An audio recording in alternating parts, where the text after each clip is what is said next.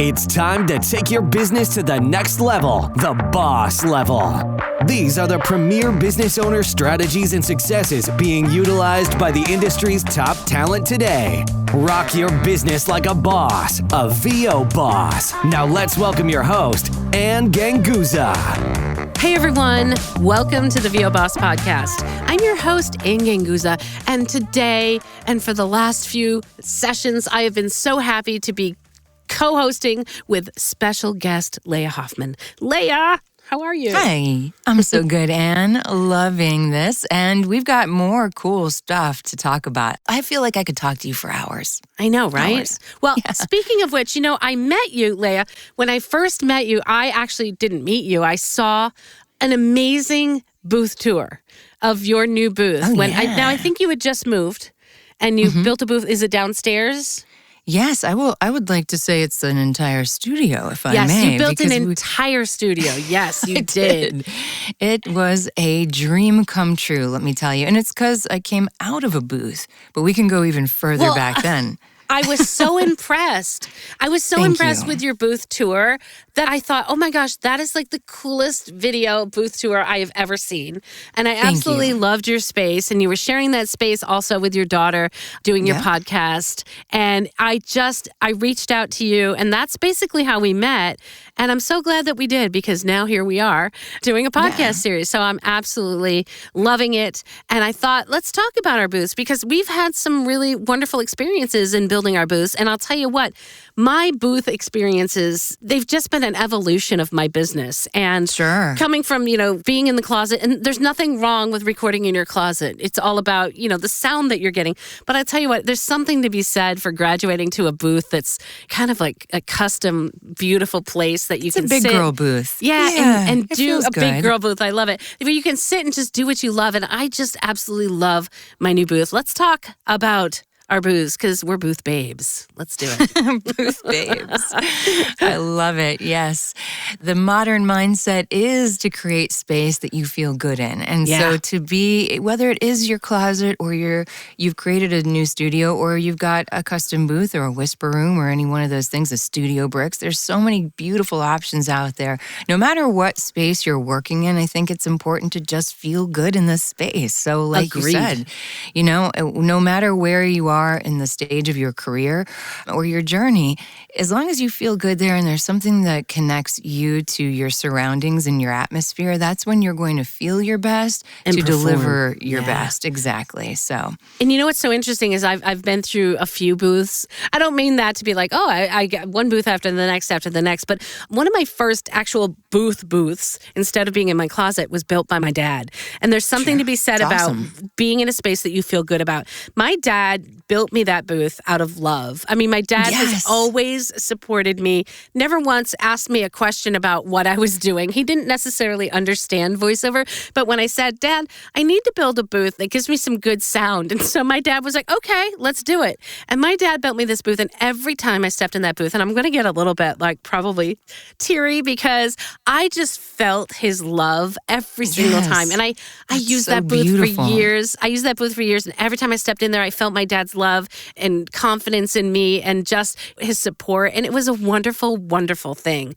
And what a beautiful experience for you. Yeah. And with my new booth, I also made sure, because now he's older, I also made sure that he was involved in the booth, and he was here for the building of this booth too, which I'm so proud of. I bet he took great pride in that. Doing something with his hands that he could create to give his daughter this gift is so beautiful, Anne. Good for you. What a nice story. It is. Yeah, it is I have awesome. a different story, but let's hear it. I'm ready. We moved into a new house a few years ago, and we're in the northwest suburbs here of Atlanta. And the basement was unfinished. So when basements are unfinished and weird, there's like cement, dusty floors and 2x4s and insulation that's just like rotting in the walls. Yeah, it's just full of probably terrible pollutants. Well, that was my first booth. We called it Skid Row Studios. I used a bunch of mattresses. I love it. Oh my gosh, you have mattresses. I love it. It was a Mattress Factory booth. It was disgusting. I'm not proud of the mites and the weirdness that I was probably consuming in that box. But that just goes to show you work with what you got, True. And if you really love this work and you can get through that, you can carry on through and have a pretty solid career, I'm pretty sure. If that didn't break me, that right? Mattress Factory Skid Row studio. Skid Row Yes, studio, it really I love was. That was my first studio. And then after that, I invested in a custom booth, and I won't even give the brand because unfortunately the situation was a super negative one for me. And the booth arrived on a pallet. You can imagine how excited you are. You've invested this giant chunk of change in your business. It was like my last dollar, but I knew that the space was not secure and it wasn't healthy to be in that space for me. And my daughter was working with me at the time. So, she's 6 years old. I didn't want her breathing in all of that and making the experience less than enjoyable. So I invested, and this thing came on a pallet, as they do, broken into a million pieces. Oh, man. And so it was really, I can't even tell you how my heart sunk into my stomach. I bet. Was this a bad decision for my business? I mean, it really almost broke me. But it was that learning experience of building it back together, dealing with the manufacturer who was not kind, and it was really unfortunate, to make me realize, I do really want this, and I'm going to work towards creating space one day that I can achieve that feels good. And that you are deserving essence. of, right? Yes. You absolutely. That was my big thing is when I built the studio, both studios, it was a space that I was deserving of, and a space that I needed, and I needed to be able to feel good to perform well. And that was a huge part. And making the investment sometimes, while it seems like a bit of a gut punch, especially if you don't have it all goes back to the mindset of building your voiceover business, right? You have to invest and you have to spend the money to make the money. And in a way, that was my brick and mortar investment, right? Which I didn't have a storefront and didn't have to create a shop, buy a bunch of merchandise. My business was that space. And so making that investment, while I just knew it would pay off eventually, but it had to feel right around me to get there. Yeah. And that gave me the confidence to continue on. And now here we are. We're in a custom-made studio, and I couldn't be more proud of this space. So, and I couldn't feel more amazing in here too. So, So let's get into that, huh? Well, so I'll tell you I'll go back to my first built booth. I mean, because I myself was in a closet, and it was a closet that was like a storage closet. And what I didn't realize, I thought, well, everybody starts in their closet. It wasn't a closed closet, right? So there were a lot of hard surfaces. And in my early years, I don't know anything about sound or, creating a good space for my recording. And so no matter what I did, I had carpet in there. I tried to hang blankets. No matter what I did, it sounded horrible. And so ultimately that was when I talked to my dad, and I said, Dad, I need a space. And he built it, and it just was wonderful. And I'm going to give a big plug for George Whittam, who was an amazing help, who helped us really kick that up another notch and make it sound amazing. And that was it was a homemade booth. We went and got lumber and drywall. And at the time we had insulation. We didn't use Rockwool. But George was able to help us really add panels that had Rockwool in it and make things sound really amazing. And also give me a set of filters, that always helps. Presets, I always recommend, presets, get those stacks to really just make that sound amazing. And it was a wonderful thing. I've got it all documented. I'll put links, on our page so you guys can see it, links with the materials we used. But this past couple of years, when I moved, I had an extra office space, and I too had almost come to the decision where I was going to order a pre-built booth, and it was going to be very expensive. It was going to take a long time to get to me. And I, was kind of going back and forth between, should I get this pre-built booth because I want to make sure my house is, resale. I'm already thinking resale, even though I haven't moved into it yet. But I'm thinking, you have to think about that. I don't want to build a booth in my house because it might affect resale value. So I'm thinking pre-built booth, and then by the you time could take it with you, right? If you were to move move, you could break it down, and But that's great theory. I was floored by the expense of the booth. And then I thought, gosh, I'm going to have to hire somebody to install it for me. And then I came to find out that, you needed to add stuff on the inside of the booth. And I'm like, for voiceover, then there was a whole other thing where, okay, so then I've got to treat it. And I think that's the case with a lot of pre-built booths where people don't always realize that sometimes you do have to add to the inside of that booth to make it an acoustic space that is, worthy. And then I ended up just looking around thinking, what else can I do?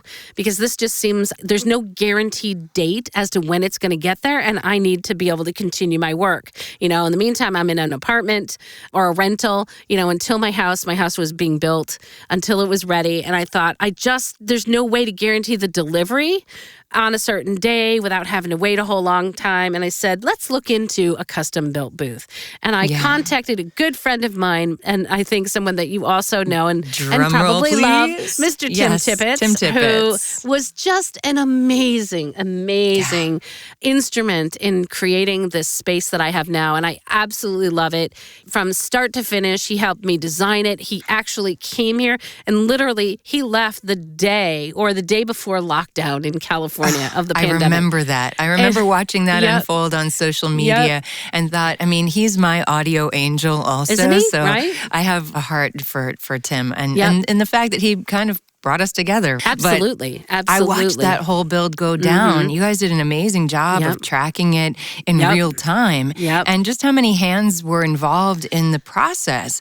And the complexity of building a studio into the walls, into the fabric of your home. It really takes it to a different level.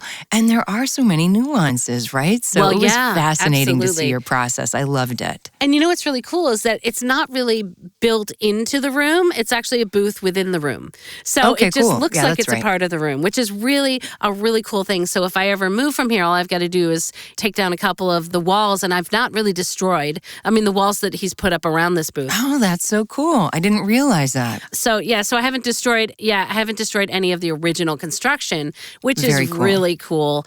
And, again, I've got an extensive blog on that creation and how wonderful it was. It did take at least 3 to 5 people on a day-to-day basis, and it is perfectly custom built, and it actually ended up being more efficient cost-wise than a pre-built. Believe it or not. No, I believe it. I believe it wholeheartedly. In fact, that I had a similar experience with mine. So it's nice to hear that you felt the same way too, because I think the misconception can be if you build a studio space in your home or a booth within a room situation like you did, it's got to be totally crazy expensive, or you get all these crazy quotes from contractors who might be considering what it takes to build a theater room, which is acoustically very different than absolutely. A voiceover specific room. And I'm not saying that in all instances, is it going to be cheaper than this or that? It really depends on what booths you're looking at. But I will say, you're using, completely customized to me. I don't think I could have gotten a pre-built booth that was custom the way this is. Like literally, they measured like how tall I was to where to mount the monitor, the height of the desk, where to put the electrical, understanding where I'm putting lighting. Just amazing. I have 2 mics in here and the third mic outside of the booth, just connecting everything. There's no way I could have gotten something equivalent with a pre-built situation. And for that, I am eternally grateful. And I come in this booth and I love it. I love it. And my father, he's so funny because my father, this actually it's double walled, right? Green glued, rock wool everywhere and rock wool panels. And it's got 2 doors. So not just one. I'm all proud of the fact that I have 2 doors to get into this booth. And my father, love him.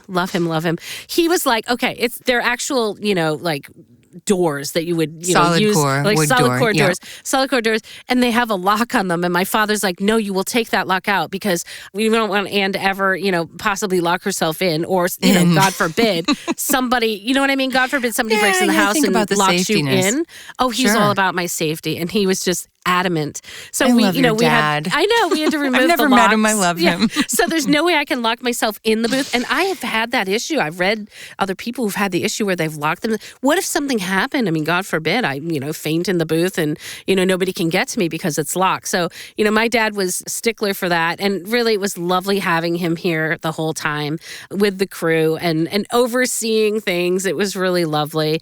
And Awesome. I cannot say enough wonderful things about Tim and Tim's crew who helped me to build this amazing, completely custom booth. So, Well, I had a similar experience, but very different. And of course, a different outcome. But I have the same sentiment. I walk into this space every day and I get to share it with my daughter, which is also a gift. And it just pulls out this most creative, amazing feeling of love and excitement and pride for the work that we do and how far we've come doing this work. And yes, it was an investment. And yes, I had that booth. But the booth always, because of how the situation was handled, always had this air of negativity and a little bit of regret and resentment. And I could feel that energetically. And so I knew that when we finished our basement rather, that we had always planned to create space where I could work. And while I also thought about resale value and things like that, the way we built it will be ideal for the next person to create their studio or their office or their gym in. That kind of keeps the sound contained. As you know, there's so much work from home now. Yeah. This will create the perfect space for someone else to create their office in the future. But we have no plans to do that for a long time. But we worked with our general contractor who initially, like I said, had the thought that, you just build it like a movie theater. We'll throw up some audio seal sound barrier on the wall and then we'll, play over it. And I'm like, no. And they always want that soundproof drywall, which is not what you right, want, not actually. what you want, There's the no. stuff they sell at Lowe's, and I think they call it soundproof, or I forget what kind of drywall they call it, but it's very heavy, and it's not what you need for a booth. And so, of course, I got my audio angel involved. And again, this is at the height of the pandemic. And so, Tim Tibbetts, we consulted virtually. We did an initial run through, and this was new for him. Of course, he wanted to be hands-on like he was for years. This was on the he's so heels. passionate. He's and you gotta love that. Yeah. This was on the heels of your booth. I think we built in November. And so we were doing some consults, and I would show him the schematics. And luckily, I was working with a designer on the entire basement space. So this was just a portion of it, and it was twofold positive because I got to write off a portion of our construction bill and supplies on the studio and roll that into the cost of the overall build and renovation. So that was a plus. But Tim really worked with us to make sure my contractor knew firsthand what the right supplies were, using rock wool, using green glue, making sure to create that spacing between the drywall, double layered walls, etc. The ceiling is even double layered. We were very clear about, I even have a solid core wood door, just one, but it's doing the trick, and a triple paned glass window. So I don't feel claustrophobic in here. I can see from a safety perspective, etc. And so that's been a blessing. But then we took it a bunch of steps further just because I had supplies, and we were creating the space for a multitude of reasons. We were, of course, doing voiceover work. So there's a specific corner in the room that has our Yellow Tech mica boom arms, and I can sit at the desk and have this dead sound in the corner. And then the other side, which is the podcasting space, more of a lounge, it's able to be both acoustically and aesthetically sound so that I can film the show on camera and it's create beautiful. more of a lounge. Thank you so much. Yeah. And colorful, so it invokes creativity and sparks joy. And my daughter feels like this is just as much her space. In fact, she had a hand in picking everything from the colors of the acoustic panels to the couch and to the Dalmatian print floor. Let's talk a bit about the famous acoustic panels that are Tim Tibbetts. He's got that amazing DIY YouTube video. And I'll tell you what, and I've purchased acoustic pianos before, and they're expensive. And the way that Tim makes these panels, it's amazing. Number one, I have, throughout my booth and my room, I have 27 of Tim's custom panels. 27. That is which is an obscene amount, but I feel like I have a lot as well. But I have a big room I love too. them. Well, padded rooms, I feel safe in here. It's kind of nice. And I love his build. Before I knew about Tim's build, I had, and here in our backyard in Atlanta, GIK Acoustics is in our neck of the woods. And I had purchased 6 panels for my 4x6 standalone booth because, as you mentioned earlier, it's not good enough to have this double-walled, expensive custom booth. You also got to get the panels in there and the foam if you like. I mean, whatever. So we put all that back in the room, and then I was also got really lucky. Otherwise, I too would have built Tim's panels. But a good friend of mine that owns a nearby studio here was offloading some Wenger acoustic panels. They're huge. I mean, I think I have 2 on the ceiling, 2 cloud floats that are 6 foot by 3 foot to give you some idea. Great. And they are huge. We recovered them, made them our own, and popped them up on the wall for fairly inexpensive because I bought them used. So you got to do what you can do. But I love those resources Tim's made available. We were like a panel making shop out in the garage. And, one thing that I'll mention that I did not realize is that Tim is such a stickler for detail. I mean, every single part, like you could just see him on a day-to-day basis, like just everything going on in his head, like calculating the most perfect sound to come out of this booth. He is. Now, and I never realized this, but I have 4-inch thick panels. Now, when I purchased my panels before, I had just purchased 2 inches, not thinking anything of it. Like, do I need thicker? But he explained so very nicely to me why the 4 inches. And plus, he with puts the airflow in the back, right? Exactly. He's got airflow in the back, which I never realized. And all of these little tiny details, which really make a huge, huge difference in my booth. And it refines the sound, right? And so when we like to talk about having broadcast quality sound, sure. Yep. And who knows what the barometer for that really is when it comes to home studios or your noise floor. But he was able to, and again, he wasn't on site, but because of the way I was able to generate the 3D CADs, we actually had the design team take the size specs of my acoustic panels. I was very concerned about it because I was like, these things are huge. Yeah. If we put them in the walls or mount them up, or I get the placement of these wrong. Oh my gosh, right. And then how do you configure furniture? I must have racked my brain about that for forever, but Tim explained it in very simple terms, as he does, for the acoustically challenged, and helped me really maximize the space. And it sounds pristine because of it. And so I'm so grateful for that knowledge and his support. Yeah. And I will say again, this podcast has been renamed to the Tim Tippett's Love Fest.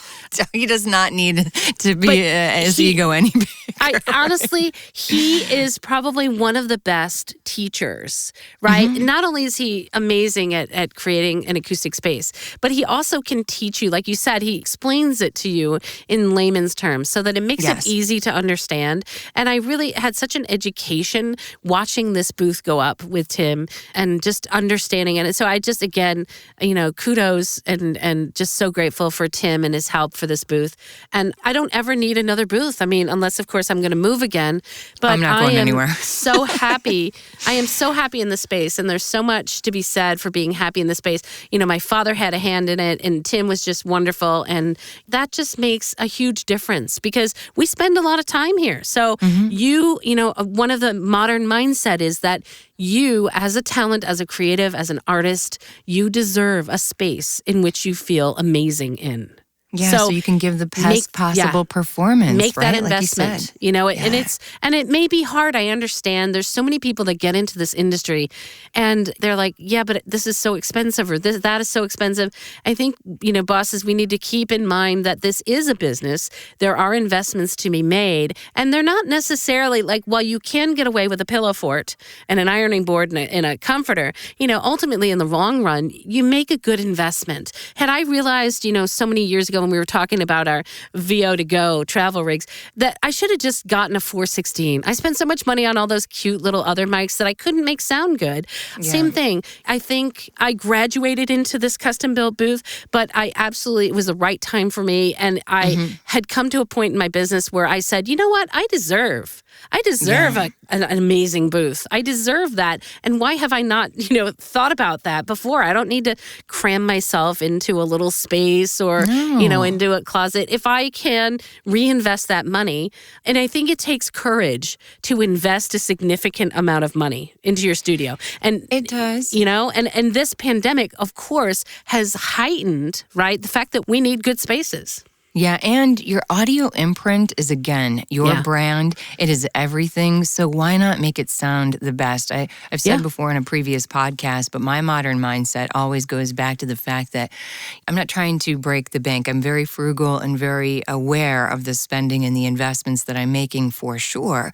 However, I don't want to spend twice, and if I get it right the first time, then that sets me up for success as far as my brand, my accountability, my audio imprint, because if you send out crap audio in this day and age, you won't get a second listen, and you can tell the difference. And so what I do, even with the studio, even having the presets dialed in, having worked with Tim often, I will often check back in with producers that I'm close with and people I've worked with before and say, hey, give me an audio check real quick. I'm always tweaking. Great idea. I'm always making sure I am audibly standing up to the competition. And 9 times out of 10, I hear your audio stands up better than most, for sure, and definitely is a clear, definitive.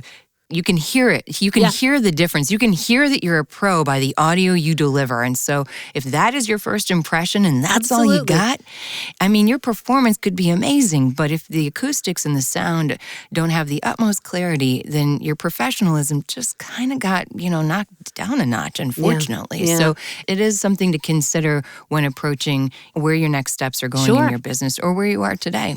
It is the package. And I think, I like to bring in the modern mindset philosophy here is that, you are a package of your audio, your sound, the way you present yourself online. The whole thing is a package, and the whole thing makes a difference if you are set with putting forth your brand in a very professional way. So yeah, it definitely affects your bookability for sure. And one of the reasons, just going back to how we met, the reason I hired a film company that normally does tours for homes as they go to market. If you can hire somebody like that, and that's exactly what I did because I knew the cost would be more effective that way. Oh my gosh, the marketing was amazing. Thank you. And then using that video on my website, on YouTube as part of my signature. Part of your marketing. It's the audio nerds that love that stuff. It's the engineers who book you, the creatives that book you that see that, and they're like, oh my God, this chick knows what's up. How cool is that? And I've gotten a lot of work just from that video. Just from that video. And the cool thing is that you're not necessarily like saying, hire me, voiceover. You're not doing like, hey, this is Leah, this is my voice. You're actually showcasing your studio, and you're passionate about it and your personality. So it becomes like, we talk about our podcast, right? It's like a side benefit. People get to know you through your podcast. People get to know you through your studio tour, and they get to see that personality, and they say, you know what? I want to work with her. She knows what's going on. And your level of commitment. Yeah, exactly. Right? And so it really becomes that whole modern mindset, the package. Here I am the deal. I'm the real deal here. So. And I am the pro with a modern-minded boss, right? Yep, and absolutely. I love it. Thank you. Good talk. Well, this has been so much fun talking about our booths because we love them. I hope to come to your booth one day, and I hope you can come to mine. Too. One day we'll boss up that way. Me too. When the world opens. Bosses, remember, you deserve a good space. You deserve a good space. You deserve good to feel in it. Yep, you deserve to feel amazing in the space where you are creating and performing and being the artist that you are. So, big shout out to IPDTL, who is in the booth today. You can find out more at ipdtl.com. And you guys have an amazing week. Leah, it's been amazing as always. Thank you. Thank you for having me. Yeah. And thanks, bosses, for listening. It was good to be back. All right, guys. See you next week. Bye-bye. See ya. Bye-bye. Join us next week for another edition of VO Boss with your host, Ann Ganguza. And take your business to the next level. Sign up for our mailing list at voboss.com and receive exclusive content, industry revolutionizing tips and strategies, and new ways to rock your business like a boss. Redistribution with permission, coast-to-coast connectivity via IPDTL.